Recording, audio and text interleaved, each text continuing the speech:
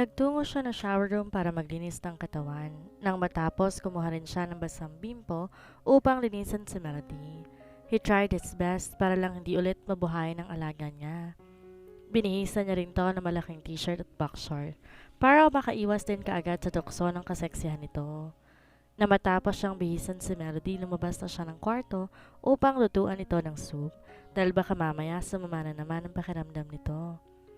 Di pa siya nakakarating sa sala, rinig na niya ang maingay na boses ni Epifanio at ng mga bata. At hindi na siya nagtaka pa kung bakit dahil nakikipaglaro pala dito ang mga anak niya. Daddy, good morning Daddy! Sabay na pagbati ng mga anak niya nang makita siya nito at sabay din tong sumalubong at nagpabuhat sa kanya habang may malaking ngiti sa labi. Ang aga mo ring nagising ha? Wala kang hangover? Nakangisin niyang tanong nang makababa muli ang kambal. Ang baba lang ng volume of alcohol na ininom natin kagabi. Sa tingin mo ba malalasing ako ng ganun lang? Pagmamayabang pa nito. Baka ikaw nalasing. Ako? Hindi ako mahinang nilalang. Apollo Luxerio. Sabay-sabay silang napatingin sa itaas sa second floor. Sumilip din sa itaas pati mga kasambahay na galing sa kusina pati na si Milandro. Apollo Luxerio, I said come here. Sigaw muli ni Melody na tila ba galit. Gago ka bro. Anong ginawa mo at parang galit ang asawa mo? Kinakabahang tanong ni Epifanio. Lagot ka, daddy. Natatawa namang sambit ng dalawang kambal. Naguguluhan siya. Wala naman siyang ginawang iba bukod sa nag-lovemaking sila. Pero bakit nga ba papalit ang tawag nito sa buong pamilya niya? Nanginginig ang kanyang tuhod na tumayo. Apollo Luxerio, kapag wala ka pa rin dito sa loob ng 30 seconds, lulumpuhin kita. Sigaw muli ni Melody. I'm coming, love. Malakas sa sigaw din ni Apollo bilang tugon. Shit, what have I done? Bulong pa nito. Mabilis na patakbo si Apollo patungo sa kanilang kwarto. Nagkatingin na naman si Epifanio, ang mga bata, mga kasambahay at si Milandro at saka sabay-sabay na nagtawanan dahil sa inakto ni Apollo na halatang takot sa asawa. Why? What the? Nakatitig ngayon si Apollo sa hubad na katawan ni Melody. Baka sa mukha nito ang galit habang may hawak na sinturon sa kanang kamay. Nagkalat din pati ang mga damit at personal niyang kagamitan. Itapon mo lahat ng damit, shorts at boxer mo. Ayoko ng amoy ng mga yan. Masakit sa ilong, masangsang? Sigaw nito at biglang napahawak sa tiyan saka tila ba naduduwal. Mabilis tumakbo si Melody patungo sa comfort room at doon sumuka. Di naman nakapag-react kaagad si Apollo dahil naguguluhan siya sa nangyayari. Nang matauhan, kaagad niyang pinuntahan si Melody at naabutan niya patong sumusuka. Dinaluhan niya ito. What happened? May sakit ka ba? May masakit ba sa'yo? Nag-aalala niyang tanong habang maingat at tinatapik at hinihimas ang likuran nito. Di niya alam kung bakit siya naiilang sa nakikitang hubot-hubad si Melody. Di lang talaga siya sanay na ganito ito. Para tuloy ibang tao ang asawa niya ngayon. Ang dami nagbago rito nitong mga nakaraang linggo lamang. I hate your smell, tugon ni Melody. Ang baho-baho mo dahil sa pabango mo. Inamoy ni Apollo ang suot niyang sando. No, I'm not. Napakunot siya ng noon nang maamoy na mabango naman ito. Hindi naman kasi siya nagpapalit ng pabango kaya alam niya, trusted ang luxury brand na ginagamit niya. Why all of a sudden, mabaho na ang pang-amoy ni Melody? Hindi mo na siguro ako mahal. Humihikbi na ngayon si Melody at hindi niya alam kung bakit. Wala akong naaamoy na feminine wash sa katawan mo. Sabay amoy nito sa leeg niya at tumingin nakakaawa. Of course, mahal kita. Tuluyang sumalampak sa sahig si Melody at saka umiyak ng malakas. Love, parang hindi alam ni Apollo ang kanyang gagawin. Nakaawang ang labi niya habang parang batang nagwawala na pinapanood si Melody. Di naman niya mapigilan ang sariling hindi tingnan ang boobs nito na umaalog sa tuwing gumagalaw dahil nakahubad ito. Shit, she's tempting me. Ano bang nangyayari? Tanong niya sa kanyang sarili. Bro, ayos lang ba kayo dyan? Boses yon Epifanio. Naiwan niya nga palang bukas ang pintuan. Siguradong abot sa ibaba ang iyak ni Melody. Yes, sa tingin ko naman ayos lang kami. Huwag kang lalapit dito sa comfort room.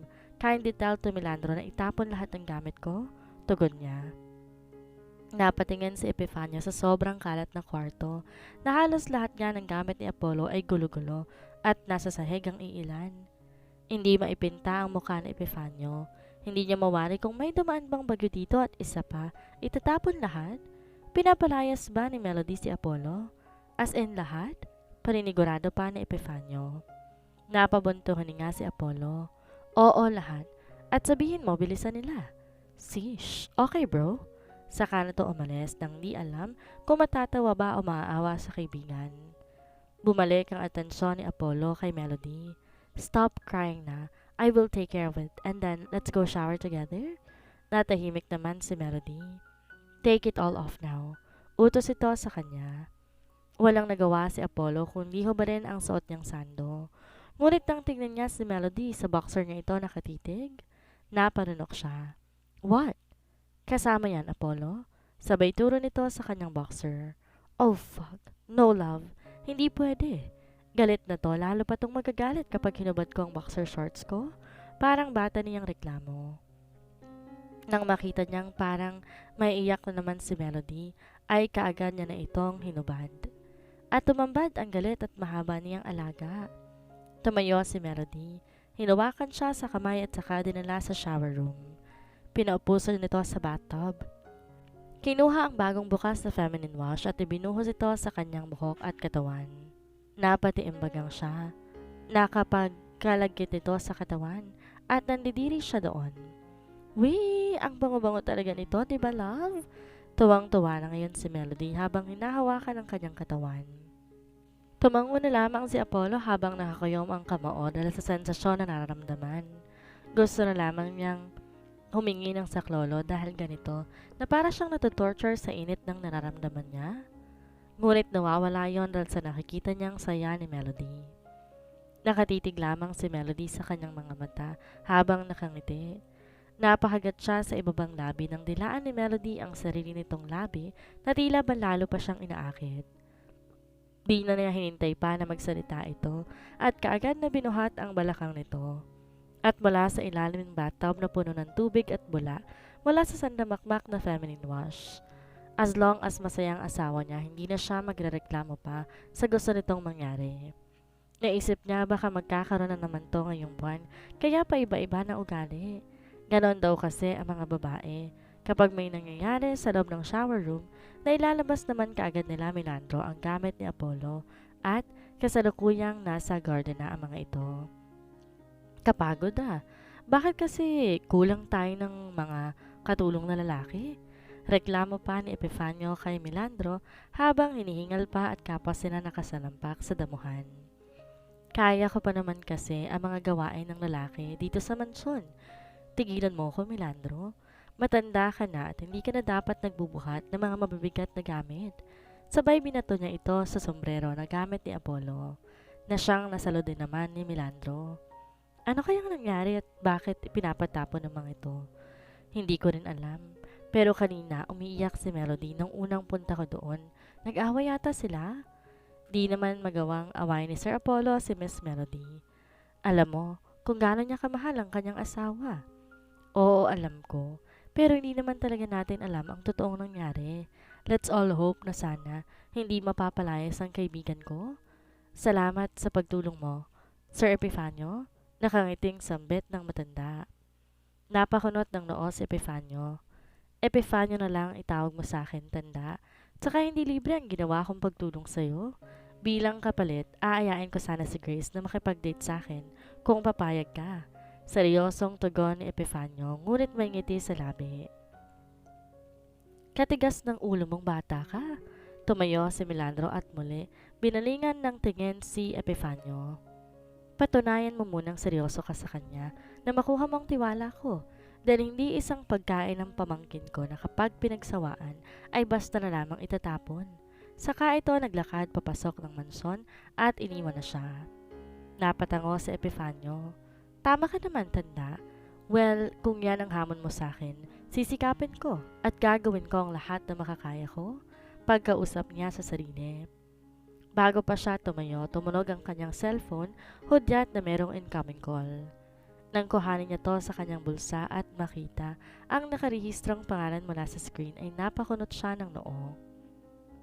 Si Luha ang tumatawag sa kanya gamit ang emergency number na silang tatlong magkakaibigan lang ang nakakaalam. Kaagad niya tong sinagot. Hello? What happened? Yon kaagad ang tanong niya. Sabihin mo kay Apollo na maghanda siya. Nalaman kong next week uuwi na ng bansa ang daddy niya. Sabay silang lumabas ng kwarto habang may malaking ngiti sa labi ni Melody. Si Apollo naman hindi maipinta ang itsura at nababahala sa kagustuhang sumama ni Melody sa kumpanya. Hindi niya ito mapigilan dahil sa tuwing ipipilit niya na kailangan itong mag-bed rest ay nagbabago ang emosyon at nagiging batang itsura na para bang paiyak at kinakawawa. Kapwa sila nagpaalam sa kambal tsaka humalik ang mga ito. Nang sulyapan niya si Epifanio bago lumabas ng mansyon, sinenyasan siya nito. Napatingin naman siya kay Melody na kasalukuyang naglalakad patungo sa kotseng sasakyan nila. Saglit siyang naglakad patungo kay Epifanio. Why? Is there something wrong? Kunot noon niyang tanong. Mukhang may malaking problema ka na naman. Luhan said your father will go home with this week or next week. Sambit nito sa mahinang boses. Napangiti siya. Oh, what's the problem? Sabay tinapik niya si Epifanio. Hindi ba yun problema? Uuwi si Tito at sigurado ko, dito siya sa mansyon de derecho dahil hindi naman siya sang-ayon sa iyo.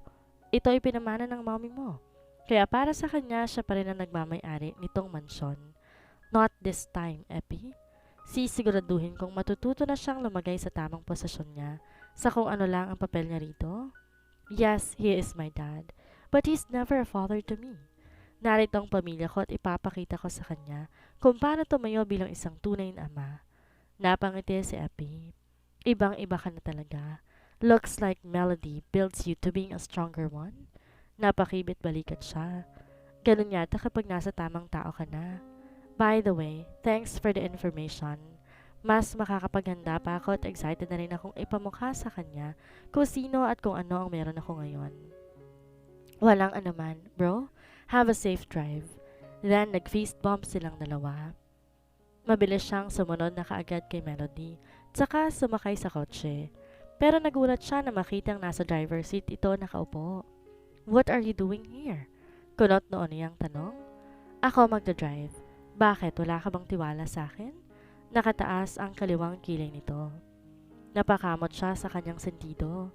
Hindi naman sa ganon. Ayoko lang na mapagod ka. Kung gusto mo, magpahatid na lang tayo kay Milandro. Wag na.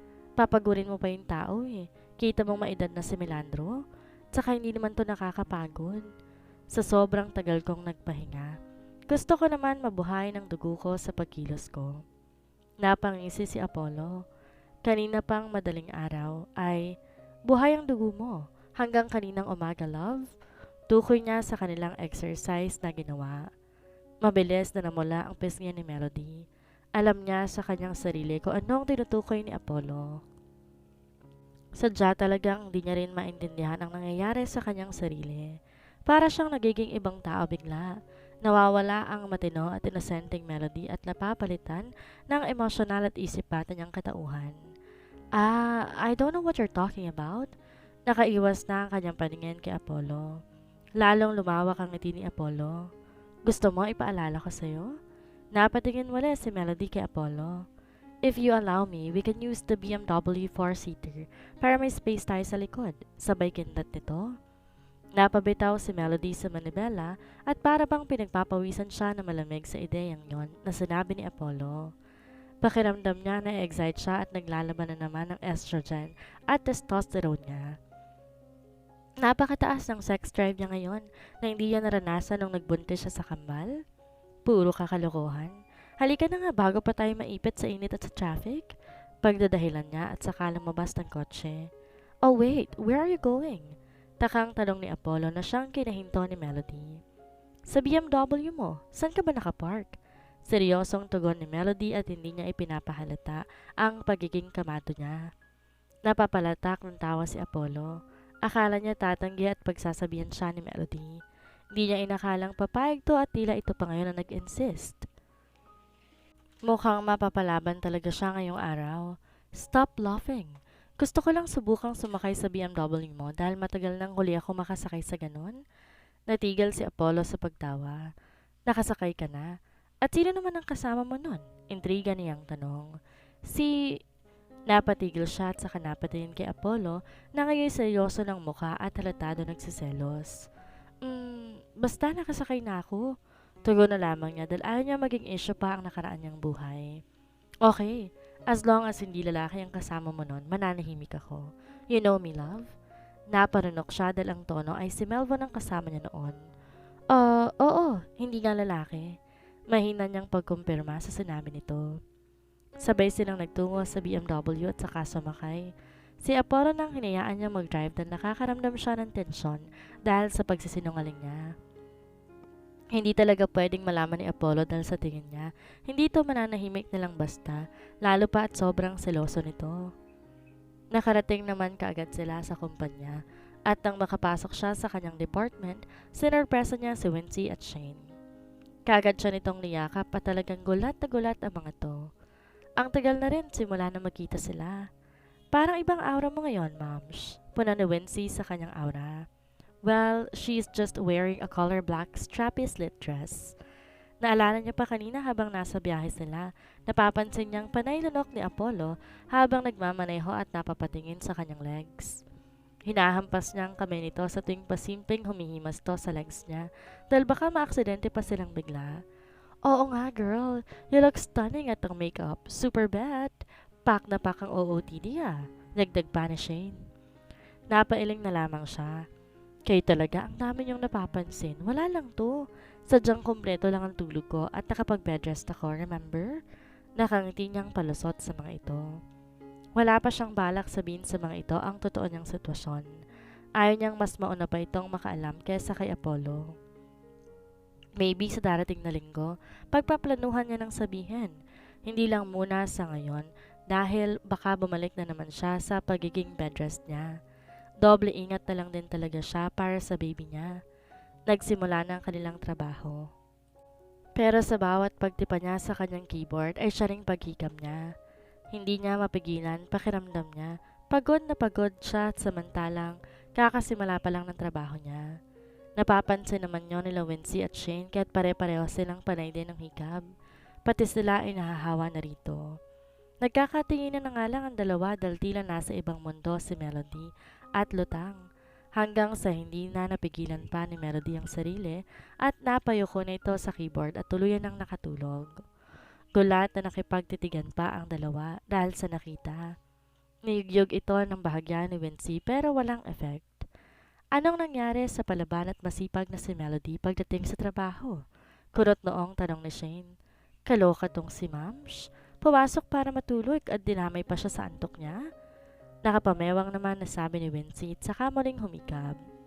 Maaga akong makakapagkape nito dahil dito sa tulog na to. Ayaan na lang natin, mukhang pagod eh. Pagod sa yugyugan? Kapwa pa nagtawanan at kinikilig ang dalawa. Ay teka, sabihin ko kay sir para naman doon na to patulugin sa loob ng sofa para makahiga ng maayos.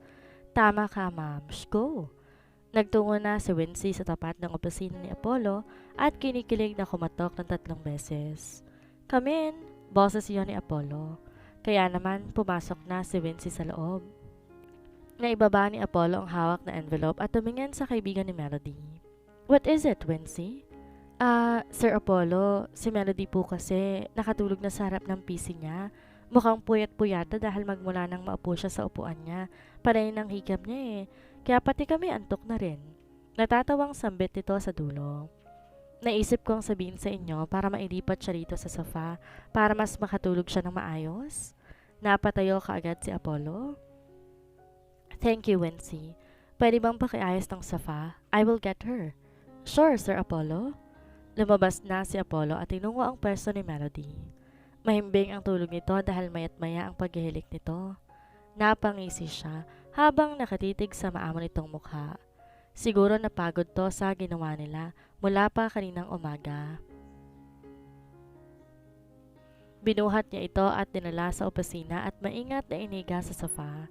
Thanks again, Wincy. Wala yon, Sir Apollo. Sabay hikab doon ito na kagad din namang tinakpan ang bibig. Sorry sir, nakakahawa talaga si Melody. Ang dami naming inaantok na. Napasilip si Apollo sa department na nasa harap lang ng opisina niya at bakas nga sa kanyang mga empleyado ang mga mukhang inaantok na rin. Totoo naman kasing nakakahawa ang pagkaantok. Everyone can take a rest and break for only 2 hours. Sambit ni Apollo na siyang kinagulat ni Wincy. Pagbibigyan to ni Apollo dahil wala rin naman silang urgent project ngayon. OMG sir, thank you. Mahina, ngunit kinikilig na sambit ni Wincy. Ngumiti lamang si Apollo at nang maglakad na si Wincy palabas ng opisina ay may naalala bigla si Apollo. Wait, ilang years na kayo magkakilala ni Melody? Interesado niyang tanong na siyang nakapagpatigil kay Wincy sa paglabas. Mag-aapat na taon na rin po. Bakit po, may gusto pa po ba kayong malaman? Napatahimik sandali si Apollo bago nagsalita. Kilala mo ba kung sinong kasama niya sa BMW noon? BMW? Naguguluhang tanong ni Wincy. Ah, yung kotse pala. Si Melvin ang huling niyang nakwento sa amin tungkol sa BMW. Siya yung ex-boyfriend po ni Melody. At napakagat labi si Wincy sa ibabang labi dahil sa kadaldalan. Napakuyom ng kamao si Apollo. Alright, yan lang naman ang itatanong ko. You may leave. Napatungo si Wincy at saka nagpaalam na lalabas na. Pagkaalabas, kaagad niyang kinaltukan ng sarili. Kitang-kita niya kasi paano nag-iba ang reaksyon ng mukha ni Apollo. Mukhang may warla mamaya. Napatitig naman si Apollo sa asawang mahimbing na natutulog habang naniningkit ang kanyang mga mata. Ex-boyfriend ha? Kaya pala hindi mo masabi sa akin kanina. Pagkausap niya kay Melody habang tulog ito. Lagot ka sa akin pagising mo. Papalitan natin ang memories mo sa loob ng BMW. Saka siya ngumisi at hinalikan sa noo ang asawa. Di na rin nakabalik pa si Apollo sa kanyang lamesa dahil binantayan niya si Melody habang natutulog ito. Hanggang sa hindi na rin niya namalayan, nakatulog na rin pala siya sa mismong single sofa. Nagulat siya na marinig niya ang tumatawang boses ni Melody. Gising ka na pala. Kinusot niya ang kanyang mga mata pero si Melody nanatili pa rin tumatawa habang may hawak na marker. What? What's wrong? Bakit ka tumatawa? Is there something funny? Kunot noon niyang tanong. Umiling si Melody. No, wala naman. At tumawa tong muli habang itinuturo ang mukha niya. Pakiramdam niya may mali kaya tawa ng tawang asawa niya ngayon. Kaagad siyang tumayo at nagtungo sa table saka tumingin sa salamin. Napaawa ang kanyang labi dahil may sulat ng marker ang mukha niya at tila ba isa siyang pusa. Ikaw ang may gawa? Parang natatawa na rin tanong ni Apollo. Yeah, you're so cute, sigaw ni Melody. Binaba ni Apollo ang salamin at kaagad na naglakad papalapit kay Melody. Tumayo naman kaagad to na makita kung ano ang gagawin nito. Tila alam na niya kung ano ang gagawin ni Apollo. Humanda ka sa akin, sigaw ni Apollo at mabilis na tumakbo. Kaagad tumakbo rin si Melody sa likod ng sofa upang hindi mahabol ni Apollo. No, stop! I'm sorry, okay? Don't come near me. Natatawa ngunit may halong pagbabanta na sambit ni Melody. No, marami ka ng kasalanan sa akin. You need my pleasure punishment? Ay! Tiling ni Melody nang mahuli siya ni Apollo. Stop it! Huwag mo akong kilitiin. Natatawa pa rin sambit ni Melody pero hindi tumigil si Apollo at nagpatuloy pa rin sa pagkiliti dito. Nakatigil naman ang mga empleyado habang gulat at nakikinig sa malakas sa tawanan ng dalawa nilang boss. Rinig na rinig nila ang mga ito, tila para mga batang naghaharutan at nagtitilian.